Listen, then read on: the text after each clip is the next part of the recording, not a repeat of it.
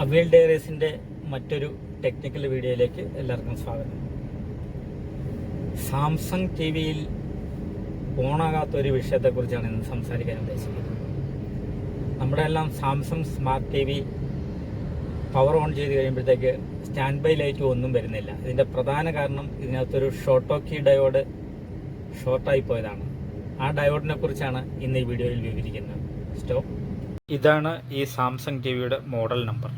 സാധാരണ കോമൺ ആയി വരുന്ന ഒരു പ്രോബ്ലമാണ് സാംസങ് ടി വിയുടെ SMPS ഔട്ട്പുട്ടിലുള്ള രണ്ട് ഡയോഡുകളിൽ ഒരു ഡയോഡ് ഷോർട്ടാകുന്ന ഒരു കോമൺ പ്രോബ്ലമാണ്. രണ്ട് ഷോർട്ട് കീ ഡയോഡ് ഉണ്ടാകും, അതിലൊരു ഷോർട്ട് കീ ഡയോഡ് ഷോർട്ടാകുന്നത് സർവ്വസാധാരണമാണ്. ആ പ്രോബ്ലം എങ്ങനെ റെഡിയാക്കാം, എന്തുകൊണ്ട് വരുന്നു എന്നുള്ളതാണ് ഈ വീഡിയോയിൽ വിശദീകരിക്കുന്നത്. ഇത് സാംസങ്ങിൻ്റെ ഒരു 32 ഇഞ്ച് ടി വിയാണ്. ഇതിനകത്ത് ഓൺ ചെയ്യുമ്പം സ്റ്റാൻഡ് ബൈ ലൈറ്റും വരുന്നില്ല, ടി വി ഓൺ ആകുന്നുമില്ല. പവർ സപ്ലൈ ഫുള്ള് ഡെഡായ നിലയിലാണ് നമ്മൾ വെളിയിൽ നിന്ന് നോക്കുമ്പോൾ കാണുന്നത്.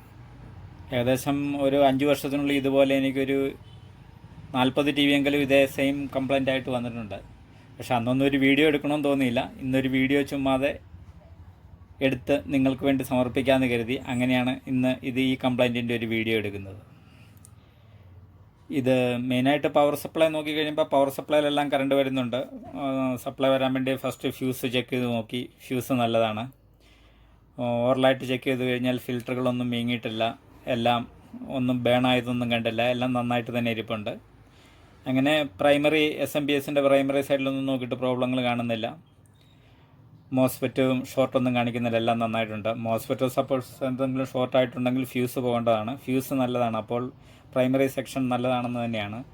സെക്കൻഡറി സൈഡ് നോക്കി വന്ന് ഇങ്ങനെ നോക്കുമ്പോൾ ഇവിടെ രണ്ട് ഡയോഡ് പാരലായിട്ടിട്ടുണ്ട്. അതിൽ രണ്ടും ഷോർട്ട് കാണിക്കുന്ന പോലെ ഉണ്ട്. അതിൽ ഒരു ഡയോഡ് ഊരി നോക്കിക്കഴിഞ്ഞാൽ ഒരെണ്ണമേ ഷോർട്ട് കാണിക്കുകയുള്ളൂ. ഇതൊരു ഷോർട്ടോക്കി ഡയോഡാണ്. ഇതേ സെയിം കംപ്ലൈൻറ്റ് സാംസങ്ങിൽ സ്ഥിരമായിട്ട് വരുന്നൊരു കംപ്ലൈൻറ്റാണ്. ഇപ്പം ഇതിൻ്റെ പവർ സപ്ലൈ നോക്കിക്കഴിഞ്ഞാലും ഇവിടെ ഈ ഡയോഡ് തമ്മിൽ ഷോർട്ടാണ് കാണിക്കുന്നത്. ഇത് രണ്ടും ഷോർട്ട് കാണിക്കുന്നുണ്ട്. ഒരെണ്ണം ഞാൻ റിമൂവ് ചെയ്ത് വെച്ചേക്കുന്നതുകൊണ്ടാണ് ഇത് ഒരെണ്ണം കാണിക്കുന്നത്. അപ്പോൾ ഒരു ഡയോഡ് പോയിട്ടുണ്ട്, ഒരു ഡയോഡ് പോയിട്ടില്ല. ഇത് എന്ത് റീസൺ കൊണ്ടാണ് ഇത് പോകുന്നത്, അല്ലെങ്കിൽ ഇതിൻ്റെ കാരണം എന്താണ് എന്നുള്ളതിനെക്കുറിച്ച് ഞാൻ ഒന്ന് വിശദീകരിച്ച് തരാം.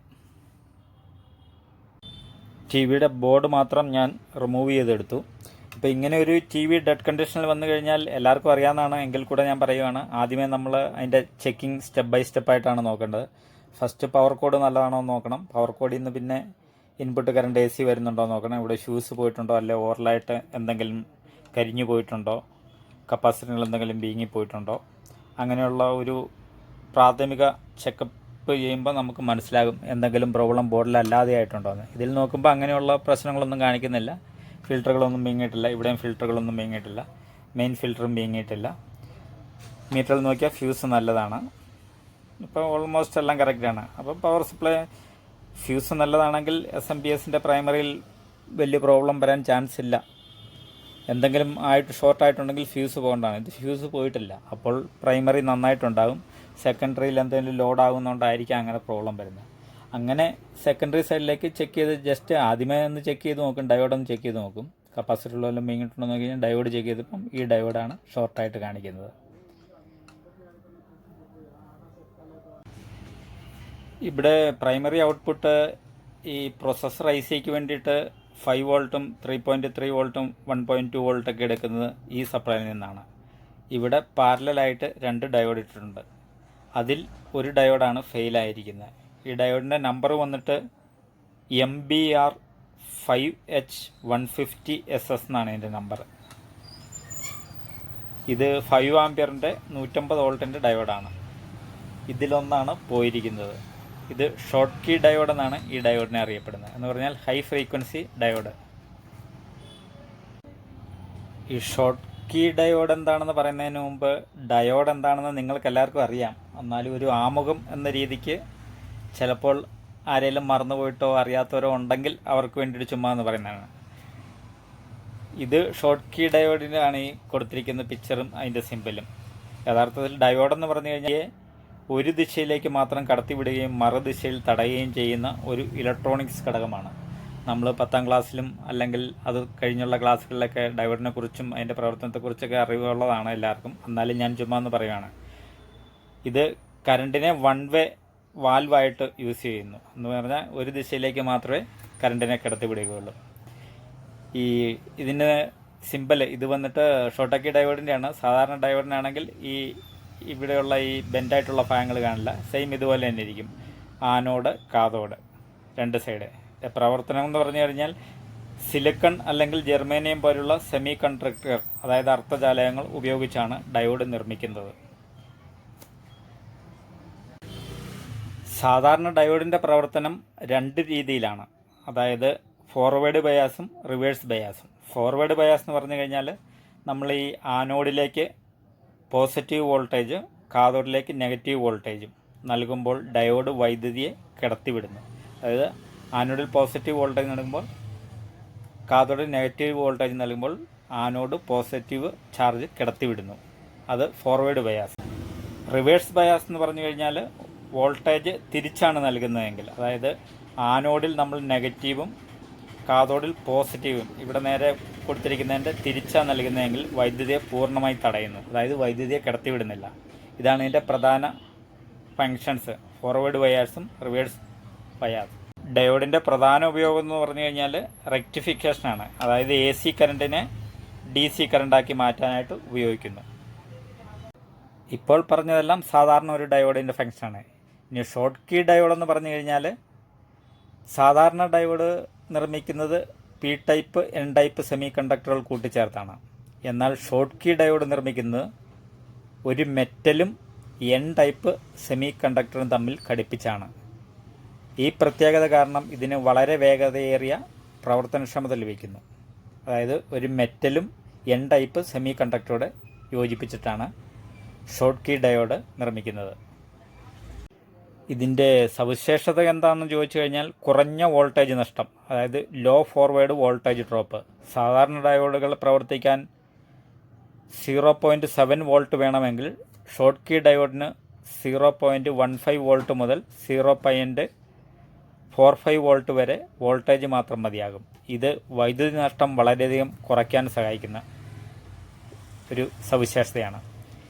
പിന്നെ അതിവേഗ പ്രവർത്തനം, ഫാസ്റ്റ് സ്വിച്ചിങ്, വളരെ വേഗത്തിൽ ഓൺ ഓഫ് ആകാൻ ഈ ഡയോഡിന് സാധിക്കും. അതിനാൽ ഉയർന്ന ഫ്രീക്വൻസി, അതായത് ഹൈ ഫ്രീക്വൻസി ഉള്ള സർക്യൂട്ടുകളിൽ ഈ ഡയോഡാണ് ഉപയോഗിക്കുന്നത്. ഇപ്പോൾ ചോപ്പറിൻ്റെ ഔട്ടിലേക്ക് വരുന്ന ഹൈ ഫ്രീക്വൻസിയിൽ വരുന്നതിനെല്ലാം ഈ ഡയോഡുകളാണ് കൂടുതൽ ഉപയോഗിക്കുന്നത്. ഇനി ഇതിൻ്റെ പോരായ്മ എന്താണെന്ന് ചോദിച്ചു കഴിഞ്ഞാൽ ഇതിൽ റിവേഴ്സ് ലീക്കേജ് കറണ്ട് സാധാരണ ഡയോഡുകളേക്കാൾ കൂടുതലായിരിക്കും. ഉയർന്ന വോൾട്ടേജ് താങ്ങാനുള്ള ശേഷിയും കുറവായിരിക്കും. ഇത് ഷോർട്ട് കീ ഡയോഡിനെ കുറിച്ച് ചെറുതായിട്ട് നമ്മുടെ സർക്യൂട്ടിലുള്ളതിനെക്കുറിച്ച് ഞാനിന്ന് വിവരിച്ച് മനസ്സിലാക്കിയെന്ന് മാത്രമേ ഉള്ളൂ. തിരിച്ച് നമ്മുടെ സർക്യൂട്ടിലേക്ക് വരാം. ഇവിടെ നമുക്ക് ഈ ഡയോഡ് പോകാനുള്ള കാരണം നോക്കിക്കഴിഞ്ഞാൽ ഒരു റീസൺ എന്താണെന്ന് ചോദിച്ചു കഴിഞ്ഞാൽ അമിതമായ ചൂട്, അതായത് ഓവർ ഹീറ്റിംഗ് അല്ലെങ്കിൽ തെർമൽ സ്ട്രെസ് വന്നു കഴിഞ്ഞാൽ ഈ ഡയോഡ് പോകാനൊരു കാരണമുണ്ട്. അതെങ്ങനെയാണെന്ന് ചോദിച്ചു കഴിഞ്ഞാൽ SMPS ഡയോഡുകൾ വളരെ ഉയർന്ന ഫ്രീക്വൻസിയിലും ഉയർന്ന കറണ്ടിലുമാണ് പ്രവർത്തിക്കുന്നത്. സപ്പോസ് ഇപ്പം TV നമ്മൾ ഒത്തിരി നേരം തുടർച്ചയായി പ്രവർത്തിക്കുമ്പോഴോ TVക്കുള്ളിൽ വായു സഞ്ചാരം, അതായത് എയർ സർക്കുലേഷൻ ശരിയായിട്ട് കിട്ടാതെ വരികയോ ഒക്കെയാണെങ്കിൽ ഈ ഡയോഡുകൾ വല്ലാതെ ചൂടാകും. ഈ അമിതമായ ചൂട് താങ്ങാൻ കഴിയാതെ വരുമ്പോൾ ഡയോഡിൻ്റെ ഉള്ളിലെ സെമി കണ്ടക്ടർ ലെയർ ഉരുകിപ്പോവുകയും ഡയോഡ് പൂർണ്ണമായി ഷോർട്ടാകാനും ഇതൊരു റീസണാണ്. അതായത് ഓവറായിട്ട് ചൂടാകുന്നത് കൊണ്ട്. പിന്നെ എന്തെങ്കിലും വോൾട്ടേജ് ഫ്ലക്ച്വേഷൻ ഉണ്ടെങ്കിൽ, ഇടിമിന്നലുണ്ടാകുമ്പോഴോ അല്ലെങ്കിൽ മെയിൻ പവർ ലൈനിൽ പെട്ടെന്ന് ഉയർന്ന വോൾട്ടേജ് സ്പൈക്ക് വരുമ്പോഴോ SMPS പ്രൈമറി സെക്ഷനിൽ നിന്ന് സെക്കൻഡറി ഔട്ട്പുട്ടിലേക്ക് വലിയ വോൾട്ടേജ് തള്ളിച്ചം ഉണ്ടാകുമ്പോഴോ ഈ ഉയർന്ന വോൾട്ടേജ് ഡയോഡിന് താങ്ങാൻ കഴിയാതെ വരുതിയിൽ റിവേഴ്സ് ബ്രേക്ക് ഡൗൺ വോൾട്ടേജ് കൂടുതലാകുമ്പോൾ ഡയോഡ് തകരാറാവും. അതും ഒരു റീസണാണ്. പിന്നെ ഔട്ട്പുട്ടിലെ അമിത ലോഡ് അല്ലെങ്കിൽ ഷോർട്ട് സർക്യൂട്ട്. ഇതിപ്പം ഇവിടുന്ന് മെയിനായിട്ട് ഇത് നമ്മുടെ ഓഡിയോ സെക്ഷനിലേക്ക് ICക്ക് പോകുന്നുണ്ട്. ഈ 12 വോൾട്ട്, ഇത് 12 വോൾട്ട് ഔട്ട്പുട്ട് എടുക്കാൻ വേണ്ടിയിട്ടാണ് ഈ ഡയോഡ് ഇട്ടിരിക്കുന്നത്. ഇപ്പം TV ഹൈ വോളിയത്തിൽ നമ്മൾ ഒരുപാട് നേരം ഫുൾ ഒച്ചയിൽ വെച്ച് കേൾക്കുകയാണെങ്കിൽ അതുവഴി ഈ ലോഡ് എടുക്കുന്നതുകൊണ്ട് ഡയോഡ് ഹീറ്റായി ഇത് ഡാമേജ് ആകാൻ ഒരു ചാൻസ് ഉണ്ട്. ഇതല്ലെങ്കിൽ ഈ ഓഡിയോ സെക്ഷനിൽ IC ഷോർട്ട് ആവുകയോ മറ്റെന്തെങ്കിലും റീസൺ ഉണ്ടെങ്കിലോ ഈ കപ്പാസിറ്റർ എന്തെങ്കിലും പോയിട്ടുണ്ടെങ്കിലോ ഈ IC പോകാനുള്ള ചാൻസ്, ഈ ഡയോഡ് പോകാനുള്ള ചാൻസ് കൂടുതലാണ്. ഒരു ഡയോഡ് ഷോർട്ടായപ്പോൾ രണ്ടാമത്തെ ഡയോഡിനും അമിത സമ്മർദ്ദം വന്നിട്ടുണ്ടാകും. അത് മാറ്റാതിരുന്നാൽ കുറച്ച് ദിവസങ്ങൾക്കുള്ളിൽ വീണ്ടും ഈ ഡയോഡും കേടാകും. അതുകൊണ്ട് മാറ്റുമ്പോൾ 2 ഡയോഡും ഒന്നിച്ച് മാറ്റുക. പുതിയ ഡയോഡ് ഇടുമ്പോൾ അതിൻ്റെ നമ്പറും റേറ്റിങ്ങും പ്രത്യേകം, അതായത് അൾട്രാ ഫാസ്റ്റ് റിക്കവറി ഡയോഡ് അല്ലെങ്കിൽ ഷോർട്ട് കീ ഡയോഡ് ആയിരിക്കണം. പഴയതുമായി കൃത്യമായി പൊരുത്തപ്പെടുന്നുണ്ടോ എന്ന് നമ്പറുമായിട്ട് ഉറപ്പുവരുത്തുക. IN 4007 പോലുള്ള ഡയോഡുകളൊന്നും ഉപയോഗിക്കാൻ പാടില്ല.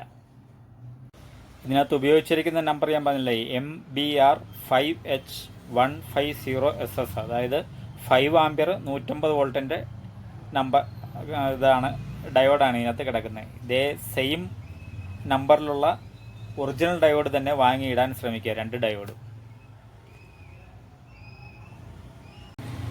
ഈ ഇൻറ്റേർണൽ റെസിസ്റ്റൻസ് 2 ഡയോഡിനും കൃത്യമല്ലെങ്കിൽ സംഭവിക്കുന്നത് എങ്ങനെയാണെന്ന് പറഞ്ഞാൽ, പ്രതിരോധം നേരിയ തോതിൽ കുറവുള്ള ഡയോഡിലൂടെ കൂടുതൽ കറണ്ട് ഒഴുകും തുടങ്ങും. കറണ്ട് കൂടുതൽ ആ ഡയോഡ് ഒഴുകുമ്പോഴത്തേക്ക് കൂടുതൽ ചൂടാകും. ചൂട് കൂടുമ്പോൾ അതിൻ്റെ പ്രതിരോധം വീണ്ടും കുറയും. അങ്ങനെ മുഴുവൻ ലോഡും ഒറ്റ ഡയോഡിലേക്ക് വരികയും അത് താങ്ങാനാവാതെ ഷോർട്ടാകുകയും ചെയ്യുന്നു. അതും ഇതിൻ്റെ ഒരു റീസണാണ് പറയുന്നത്. ഈ 2 ഡയോഡ് പാരലായിട്ട് വെക്കുമ്പോൾ, അതായത് 10 ആമ്പിയർ കറണ്ട് ലോഡ് 2ആയി വീതിച്ച് പോകണം, ഓരോന്നിനും 5 ആമ്പിയർ വീതം. എന്നാൽ 2 ഡയോഡുകളുടെയും ആന്തരിക പ്രതിരോധം, ഇതിൻ്റെ ഇൻറ്റേർണൽ റെസിസ്റ്റൻസ്, ഫോർവേഡ് വോൾട്ടേജ് 100% കൃത്യമായി തുല്യമായിരിക്കില്ല. അതുകൊണ്ട് ഒരു ഡയോഡ് ചിലപ്പോൾ വീക്കായി പോകാൻ ഒരു റീസൺ ഉള്ളതാണ്. ഇപ്പോൾ എൻ്റെ കൈവശം MBR 5H150SS ഡയോഡ് ഇല്ലാത്തതുകൊണ്ട് അതിന് പകരം അതിലും ഇച്ചിരൂടെ വോൾട്ടേജ് റേറ്റിംഗ് കൂടുതലുള്ള SR 5200 എന്നുള്ള ഒരു ഡയോഡ് ഞാൻ 2 എണ്ണം ചേഞ്ച് ചെയ്യുകയാണ്. ഇതും 5 ആമ്പിയർ ആണ്, പക്ഷേ വോൾട്ടേജ് റേറ്റിംഗ് വന്നിട്ട് 200 വോൾട്ടേജാണ്. ഇത് 5 ആമ്പിയർ 150 വോൾട്ടേജാണ്, ഇത് 200 വോൾട്ടേജ്. അപ്പം ഈ ഡയോഡ് നമുക്ക് സേഫായിട്ട് ഇതിനകത്ത് മാറ്റിയിടാൻ സാധിക്കും. ഡയോഡ് 2ഉം റിമൂവ് ചെയ്തു. ഇനി പുതിയ ഡയോഡ് ഇടുമ്പം, ഇതിപ്പോൾ ഞാൻ ഇടുന്ന SR 5200, നിങ്ങൾക്ക് നമ്പർ കാണാൻ പറ്റുന്നുണ്ടെന്ന് വിചാരിക്കട്ടെ. 5200 ഇത് ബെൻഡ് ചെയ്യുമ്പം ഇതിനകത്ത് ഒറിജിനൽ ഡയോഡ് എങ്ങനെയാണ് കിടന്നതെന്ന് വെച്ച് കഴിഞ്ഞാൽ അത്രയും ഗ്യാപ്പ് വിട്ട് വേണം ബെൻഡ് ചെയ്ത് ഇത് സോൾഡർ ചെയ്യാനായിട്ട്. അതായത് ബോർഡുമായിട്ട് ടച്ചായി നിൽക്കരുത്. ഇതിൻ്റെ ഹീറ്റ് എയറിലേക്ക് സ്പ്രെഡ് ചെയ്യാവുന്ന രീതിക്ക് കുറച്ച് ഹൈറ്റിലിട്ട് വേണം ഇത് ബെൻഡ് ചെയ്ത് സോൾഡർ ചെയ്യാൻ. അത് പ്രത്യേകം ശ്രദ്ധിക്കണം. പൊളാരിറ്റി മാറാതെ 2 ഡയോഡും ഇൻസെർട്ട് ചെയ്യുക. ഹോളെല്ലാം ശരിക്ക് ക്ലിയർ ചെയ്ത് വെച്ചിട്ട് ഈ ഹൈറ്റിൽ നിൽക്കണം. എന്നിട്ട് വേണം നമ്മൾ സോൾഡർ ചെയ്ത് ലെഗ് കട്ട് ചെയ്യാനായിട്ടുള്ളത്. ഇത്രയും ഹൈറ്റ് നിന്ന് കഴിഞ്ഞാൽ മാത്രമേ ഈ ഡയോഡ് ഹീറ്റ് ആകുമ്പോൾ ആ ഹീറ്റ് എയറിലേക്ക് സ്പ്രെഡ് ആവുകയുള്ളൂ. അതിന് വേണ്ടിയിട്ടാണ് ഇതുപോലെ ഇടണമെന്ന് പറയുന്നത്.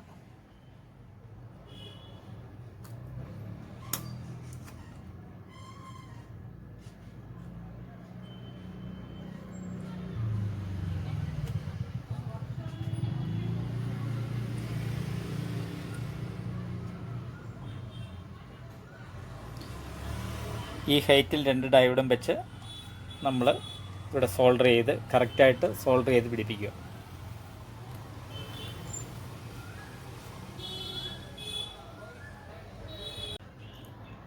ലെഗ് ആവശ്യാനുസരണം ലെങ്ത് വെച്ച് കട്ട് ചെയ്യുക.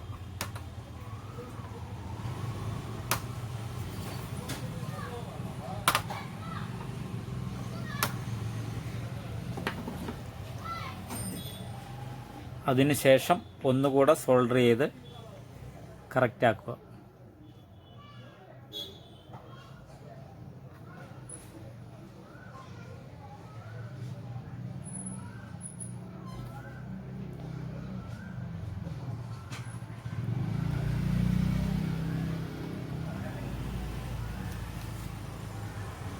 ഇങ്ങനെ ഡയോഡെല്ലാം സോൾഡർ ചെയ്തു, ബോർഡ് ടി വിക്കകത്ത് ഫിക്സ് ചെയ്തു. ഇനി പവർ കുത്തി ഓൺ ചെയ്ത് നോക്കാം.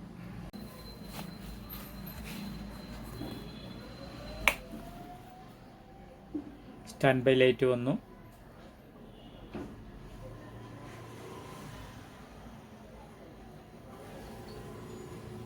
ടി വി ഓണായി.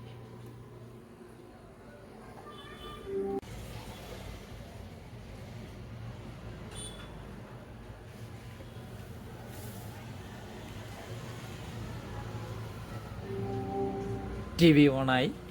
വീഡിയോ ഇഷ്ടമായെങ്കിൽ ലൈക്ക് ചെയ്യുക, കമൻറ്റ് ചെയ്യുക. ഐവിൽ ഡയറക്സിന് വേണ്ടിയിട്ട് ജയപ്രകാശ്.